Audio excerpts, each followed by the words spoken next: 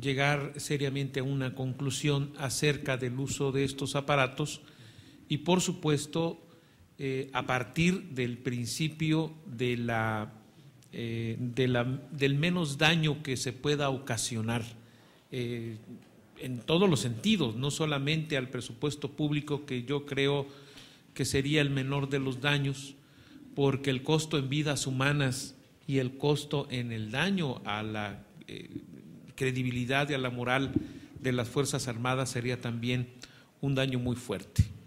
Entonces, estamos convencidos. Yo, por supuesto, que al igual que la senadora Jacob Polemski, seguramente el senador Carlos Sotelo, estamos dispuestos a presentar un punto de acuerdo, que sí lo presentaremos mañana, precisamente para solicitarle a las autoridades de nuestro país el someter, para que nosotros como representantes populares quedemos plenamente convencidos de que es o no un aparato que es eficaz, el hacer las pruebas que les estaba solicitando la Academia Mexicana de Ciencias. Es un asunto de vida o muerte, ya lo vimos ahora. No es solamente los falsos positivos que puedan inculpar a una persona, son también los falsos negativos que puedan provocar, como en Irak, en Afganistán o en Tailandia, decenas de muertos en un aparato explosivo que entró y no fue detectado por un aparato que no lo puede hacer. Entonces, de verdad les agradezco mucho. Yo le pediría al doctor Luis Mochán, si tiene alguna conclusión final, personal, que nos lo haga saber, y le daría… Sí. Bueno, pero contesto brevemente lo que sé del polígrafo. En esta misma reunión donde escuché de viva voz a James Randi por primera vez, en esa reunión se habló del polígrafo.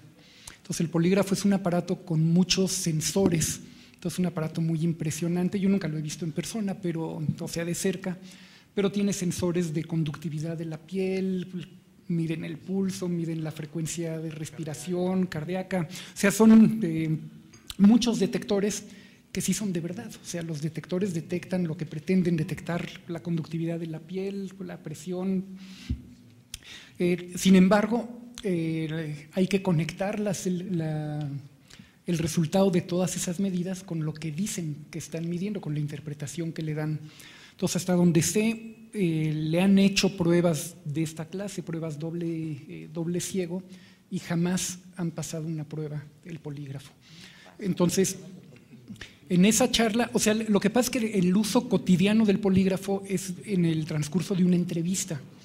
Entonces, el entrevistador hace una serie de preguntas, hace algunas preguntas inocentes, hace algunas preguntas con mucho colmillo, y va calibrando la respuesta del polígrafo a la respuesta a ese tipo de preguntas, y finalmente interpreta algunas como verdad o como mentira, o como interpreta lo que tiene en mente, digamos, la persona que está contestando. Entonces, sí son exitosos en la medida en que el entrevistador es exitoso, pero el polígrafo por sí mismo no da ninguna evidencia adicional más allá que la que puede obtener un buen entrevistador, pues, hablando con la persona sin usar el equipo, ¿no? Las pruebas no han mostrado que funcione, y de hecho lograron prohibir en ese entonces, esto es el 99, lograron prohibir quienes hicieron la prueba el uso del polígrafo en empresas privadas para contratar gente. O sea, no podían impedir el contrato de alguien en base al resultado de una prueba de polígrafo. Sin embargo, no lograron, era una batalla que se estaba dando y no sé cuál fue la conclusión de la batalla, no lograron que el gobierno mismo dejara de usar el polígrafo en la contratación de su propio personal.